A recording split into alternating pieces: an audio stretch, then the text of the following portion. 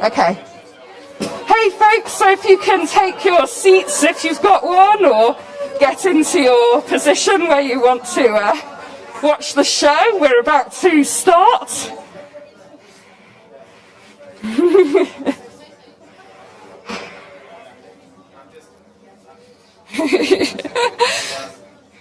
Okay, so we will begin the show now. So we've got two great projects tonight where we're blending poetry with science. So first we have two poets with us today, and they've been leading a fantastic project working with lots of scientific organisations, including the Met Office, to commission some poems that have been released over COP.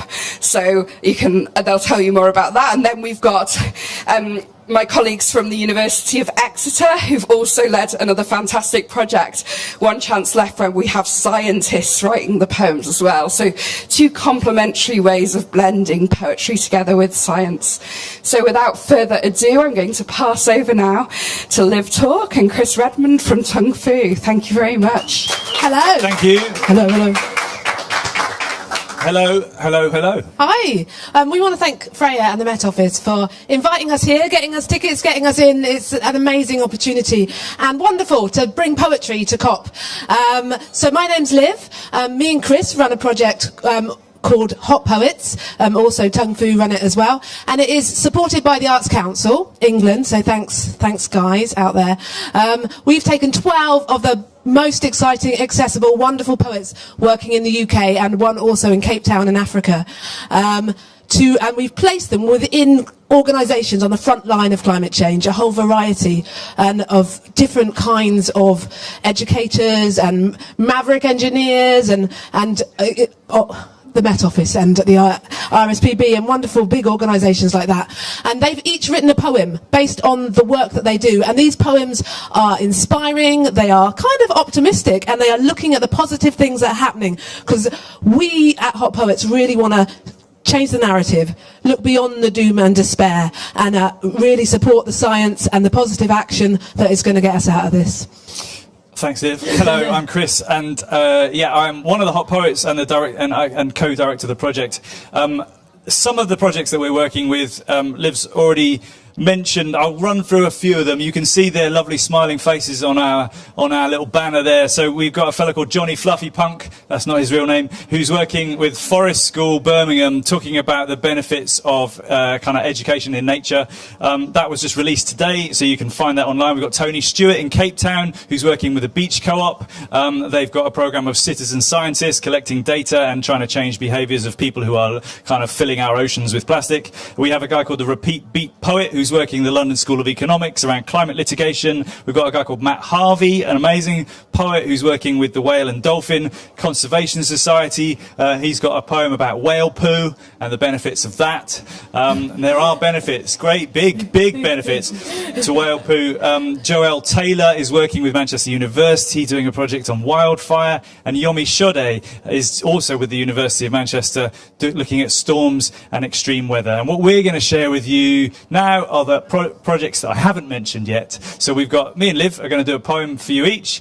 We've also got two people joining us from a live stream who you will meet on the big screen in a minute, and they will peer down at us and do their poems. And we've also got a film to share with you, and we'll talk with you a little bit more about the project as we go through. But first of all, please welcome, in her poet form and not artistic director form, Liv Talk! Thank you. I mean, hot poets is the operative word. Who here feels like a hot poet? Sweaty poets here in the house. I had the privilege of working with Somerset Wildlife Trust, Somerset County Council, on a project called Adapting the Levels. I live in Somerset, and a third of Somerset is below sea level, and it is one of the first areas in this country that is going to face the consequences, serious consequences of climate change. And so I went out with these guys across the Somerset levels. I looked at all the amazing work they're doing to try and mitigate against flooding, and I had the honour of writing this poem. It's quite complicated. I had to speak to a lot of farmers. I had to speak to a lot of different kinds of people, and I really admire what they're doing. And this is called When You Know the Water's Coming. When I was a kid, I loved mucking about in rivers, balancing on rocks, holding my socks, playing poo sticks over rusty bridges, cheering on my soggy steed as it got tangled up in ragwort weed. In Somerset, where I live now, we know the water's coming. We are climate canaries, ever-changing, writhing eels, waiting for the day of mass migration, when our childhood playground will rise up to reclaim the summer lands that we have borrowed from the sea. Every winter, to remind us, the sky falls down to paint the fields with its reflection, a mirror for the moon to check her smiling before she blows a wobbly kiss up the Bristol Channel to the shore into the plastic playground at Atlanta's door. Yes, we are all waiting for Poseidon's knock. We are a world waiting, with our hearts and sandbags breaking. Centuries ago, my ancestors tried to shape this land, change the course of the Parrot and the Brew, built their banks and edges higher than the hedges, pumped water from the wetlands to grow maize fields and milk yields, peeled back the soil to reveal the decomposing teeth of bare peat, now belching out enough carbon to swallow the sky. In the high ground above Avalon, scientists gather like storm clouds with their sand trays and soil samples, leading by reason and example, raising their weather-vane fingers to predict the coming floods. In their minds, they see the waters crest the Quantocks, charge down streets and over doorsteps, swamping sitting rooms and sofas in a tide of pesticides and other people's floaters. But any good magician knows, if you want to stop a wall of water in its tracks, you have to learn the science and adapt. Raise the table off the stage and take with it the water too. 10 inches, give or take a few, enough to soak the bone dust fields and keep the carbon underneath concealed. Reconnect the rivers to their natural drains, the old floodplains. Plant trees along the hills like sponges, horizontal hedges, leaky dams, then build higher cedar fences to give our mouths more future tenses. Lead the farmers of our oldest ways to follow the carbon carrot through the Brexit blight, to become climate guardians in this fight. Rewind, rewild, restore the rivers, learn their primeval ways and secret names, for any kid with a bucket of elvers knows the earth's deep currents can't be tamed. So yes, save our towns, villages and sofas, but first restore the river's song. For trying to control these ancient waters is where we first went wrong. For the summer people never really owned the levels. And now, before the climate tips, we must prove we still belong.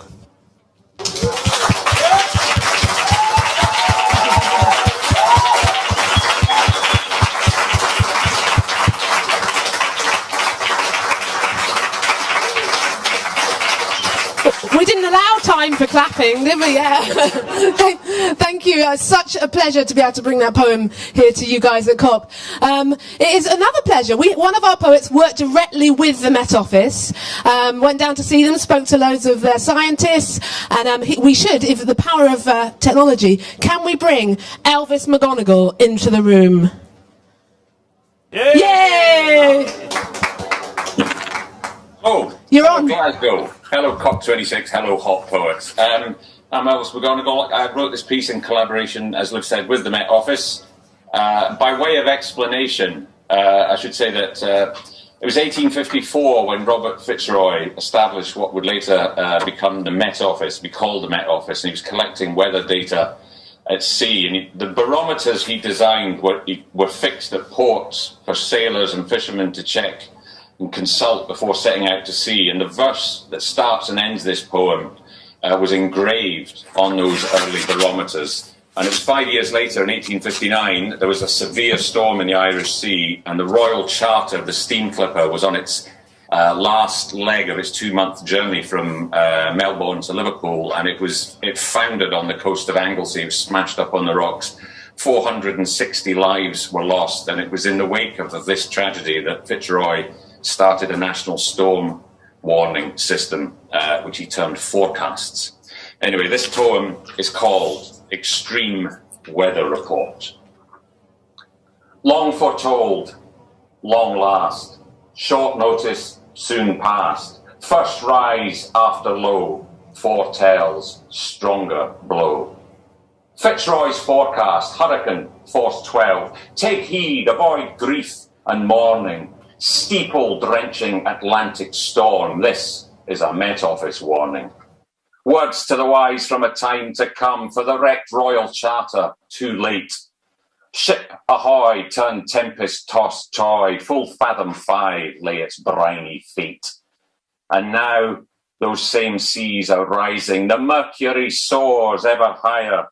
Ancient glaciers weep icy tears. Our home is a building on fire. So, as we head through the century, there's a risk of some brisker typhoons, difficult conditions on the roads, howling cyclone and drowning monsoon. Watch out for waves of molten mad heat if you're going out and about, a blazing furnace of forests aflame and the chance of a dust-dry drought. Potential for torrential deluge, pushing on through the evening rush hour, thunderous roaring of wrathful skies pouring forth their sulphurous showers. With contagious fog of denial and gathering clouds of despair, Gotter dammerungs in the wind, a last gasp of breathless hot air. Yet, what lies ahead need not be dread. Our tomorrows are not set in granite. Barometers, satellites, isobars, shared knowledge can rescue the planet. Inform better decisions with vision, more than building an ark to survive. We can adapt, walk the earth in new ways. We can transform the future and thrive. But our carbon ashtray brooks no delay. Fierce urgency must be our lodestar. A melting world won't wait for mañana. It won't listen to the blah, blah, blah. So, if you love plumes of burning black gold and the smell of diesel in the morning, be aware we all live in a greenhouse. This is a Met Office warning. Fitzroy's forecast, raise the harbour drum, steer a course through the storm, fear not, as the ghost of the Royal Charter safely sails into Holyhead Port. Long foretold, long last, short notice, soon past. First rise after low, foretells stronger blow. Elvis McGonigal. Let's hope he Elvis, did you hear the applause? Did you receive the warmth in the room? I heard a tiny noise. It was. That's nice. There you go. Some bigger love. There was some bigger love.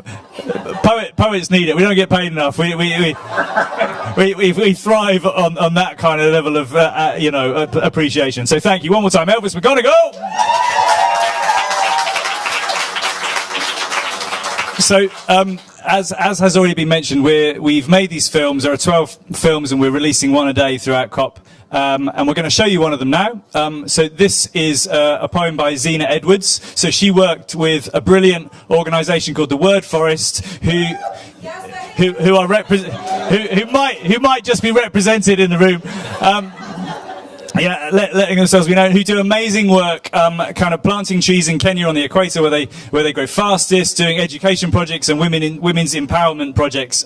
Really, really important charity, and we wanted to support not only the big guns, the Met Office and the RSPB, but the smaller charities doing equally as important work. So, can we please watch Zena Edwards? She's not here, but let's clap her anyway because it feels right. Yeah. On her lap wrapped in a bright coloured kanga, her hands at rest, one on top of the other, like folded wings of an African dove, calm, gentle. Mother of the forest, red earth in the creases of her palm, under her nails, at rest. Hands that cup seedlings, tree children to whom she is custodian, adoptive parent for an ailing mother, in fever due to a climate dangerous to all who walk upon her skin. She is mother too, 25, just in school, to learn a new compassion her ancestors never needed to know. Their bond with the land is sealed in their songs, their dances, their stories about vegetation that ate sunlight and exhaled food for our lungs. Fables about elephants and lions who lived among them in respect of each other's space, free from price tags that weighed about their necks, their fur, their tusks for 200 years. Her name is Grace, and she has walked for 2 hours to come and learn how to see her homeland through enlightened eyes, to see herself as Wangari Maathai sees her, as the neck that turns the head, as the straightest spine that does not bow lightly and carries a nation in the swoop of her determined chin. You cannot enslave a mind that knows itself, that values itself, that understands itself. When you educate a woman, you empower a community. Oh, these are words like fertile food for Grace. So Grace eats with her fingers and is fed and tells stories her grandmother told her under the last fig tree, as ancient as memory, that survived a genocide, telling her about the animals that could speak. And Grace plants a seed that remembers a lost culture, discovers her own genius for agricultural business, enjoys writing and maths. After carrying water, pounding maize meal, and holding a pencil for the first time, her eyes hold an ocean of green spreading into the future. She can feed her children with rich food now, from her own garden, whose soil she turned with her own hands, with a humble bow in her back, thanking the ailing mother. She sows into the mouth of each open row. She is proud that the food she feeds baby, wrapped tight to the beat of her heart, is ugali and plantain fed from her own garden, from her own mouth into theirs, to help them remember that they are ancestors returned, that they are children of the soil too.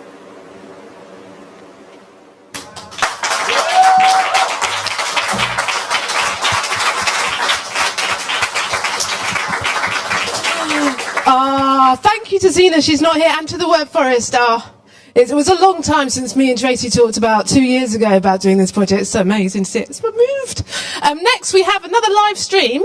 One of our partners was the British Geological Survey, and this is a poem called Geology Rocks, by the wonderful Francesca Beard. We didn't just go to Kenya, we didn't go to the forest, we didn't just go to Somerset, we went underground. Is Francesca here to tell us about the power of geology? Hey! Make noise for Francesca so she can hear you! Hi guys! It's really lovely to be with you. I wish I could be with you, but I'm here with my cat. So really nice to see you. And yeah, this poem is with and for the British Geological Survey, and it was an amazing collaboration. It was honestly game-changing and life-changing for me. It's made me feel so much more able to talk to people who are on the ground doing really practical things to help the world. Okay, here we go. I know you know this is an emergency careering towards doom, and that we all immediately need to stop everything we keep on doing, and our whole species is a disaster. But I have been talking to geologists, and I do feel calmer. Did you know Once upon a time, two titans, Laurentia and Avalonia, Hulk smashed together to form the landmass we now call the UK. Leave, remain, everything changes. Way back when, we were all one supercontinent, Pangaea. Glasgow was equatorial, and the Pennines reached higher than the Himalayas, which hundreds of millions of years of weather grew the size of the Sahara, smushing rainforests and swamps to cold fields and peat bogs. We live on a spinning, plate-shifting planet. Did dinosaurs know ice is a blanket, the sea a rocking cradle? Did you know, currently, the North Atlantic grows at the same rate as your fingernails? I know you know photosynthesis balances this atmosphere and there's too much carbon dioxide and not enough trees. But science is open source magic. If enough of us believe we can capture airborne carbon, store it safe beneath the seas for eons, time enough. All eyes. I know you know that burning fossil fuel snuffs out species like extinguished suns, so only the memory of them shines in the mind, and we can't stop the juggernaut. Systems will cave in like collapsed mines. But those collieries scuppered in the 80s, leaving pit communities cold comfort, are now flooded, warmed by the earth's mantle, providing potential green gold mines of local power for thousands of families. I know you know rivers are running wild and dry, but nature underground, drop by tremulous drop, starry-eyed, towards itself through porous rock. Not even the rain has such soft hands. At any one time, almost all the liquid fresh water in the world is landlocked, can be found. Did you know that wind turbines hold rare earth magnets that are not rare, that are everywhere? Our home is our treasure. I know you know that human progress, our viral rise to apex saboteur, has led us here. Perhaps we should fear what we know. While the sun beats down so bright upon catastrophe, let's be come back down to earth, return to our miraculous, mysterious mineral mother to whom we all belong. Astronauts know from space, reaching out. As geologists know from the core in, we are one sphere, one living blue-green system. We are in an emergency. The words from Latin, a language that is not lost, did not die, has survived, evolved, is in science, in nature, emerging, recycled, repurposed, real.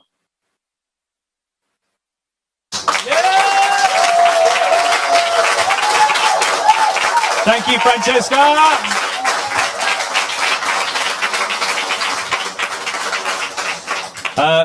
She's amazing at doing that. We told her to just leave out some words because we knew you would then be more likely to go and check out her film online at hotpoets.org. At hotpoets.org, that's right, hotpoets.org. If you want to fill those gaps, that's where you can go. And you can also, we have a certain amount, perhaps not enough for every one of you, but you could share, because that's what we all need to do, isn't it?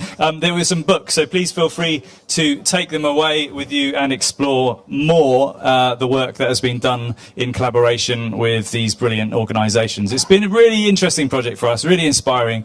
I'm going to finish our section before we hand over to One Chance Left, who are going to do another half an hour of brilliant poems inspired by science, written by scientists, which is super exciting. And I'm going to finish with my piece. So I read an article about a bunch of Dutch holistic engineers called the Weathermakers, who have a grand plan to regreen a huge area of desert based on something that's already been done in the Loose Plateau in China, where they turned an area the size of the Netherlands from desert into lush green landscape and gardens in the space of a couple of decades. And I read this article and I was like, what? this is enormous. We got to get them on the project. And so Liv just sent an email, and they went, yeah, all right. And so I had some really interesting conversations and wrote this. This is called Green Futures. The Earth is Waiting.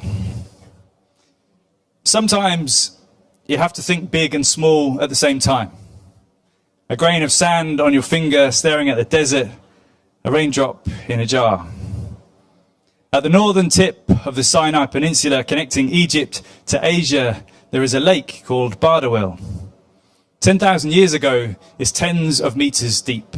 A bird and fish fest, green mountains blessed with rivers like arteries. Plants breathe, winds lift the sea's mist. Gift this Eden all the rain it needs. Life is abundant. Our ancestors do what our ancestors do. They farm, they graze, they plant crops, cut trees, grow their wealth and families. They take and sow and cut and grow until there aren't enough trees left to catch the wind or shelter from the sun. Rain's slow, soil dries, animals overgraze. Increasingly it's more heat haze than sea spray. Fewer plants grow, soil washes down hills, fills up the lake. Today it's 1.5 meters deep. It's too hot and salty for fish. Rivers are dry. Garden is desert. But we know more than those who've come before. We have microscopes. We peer at isotopes and organisms. We study Earth's regulating systems. And some have learned that soil is not necessarily dead. It may just be sleeping. What if we could wake it? There are maverick engineers with magic eyes, looking big and small, examining weather patterns, soil composition, the position of the lake, and they think they've found what it takes to reboot this Eden. Sediment, fertilizer, sleeping in salt water. Step 1, wake the lake. Dredge it. Flush cold water in, hot water out. Fish will flourish. Plant salt marshes and wetlands. The roots will activate the soil. Birds will return. Step 2, regreen the land. In rows of greenhouses, desalinate the sediment in sun-powered water tanks. Flush with algae, bacteria, plants, insects, fish, each a giant petri dish of everything life needs. Each greenhouse seeds the steamy scene for a self-sustaining system. When each system's on its feet, move each house, repeat, reboot the soil, sow a patchwork of green. Step 3, change the weather. Fog nets, capture moisture in the air, make it rain. Dikes and dams are dug to send it where it needs to go. Streams begin to flow. The water cycle knows exactly what to do again. Dig fields, plant crops, graze animals. Within decades, they say. From desert to garden, extracting gigatons of carbon. Catch the winds, make them blow a different tune, let flowers bloom again. The earth is abundant if we let it be. Perhaps we just need to look differently. All the keys are already here. Imagine a future you love, rather than one you fear.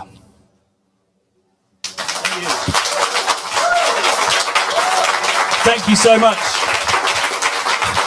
We're going to be... Thank you so much, thank you.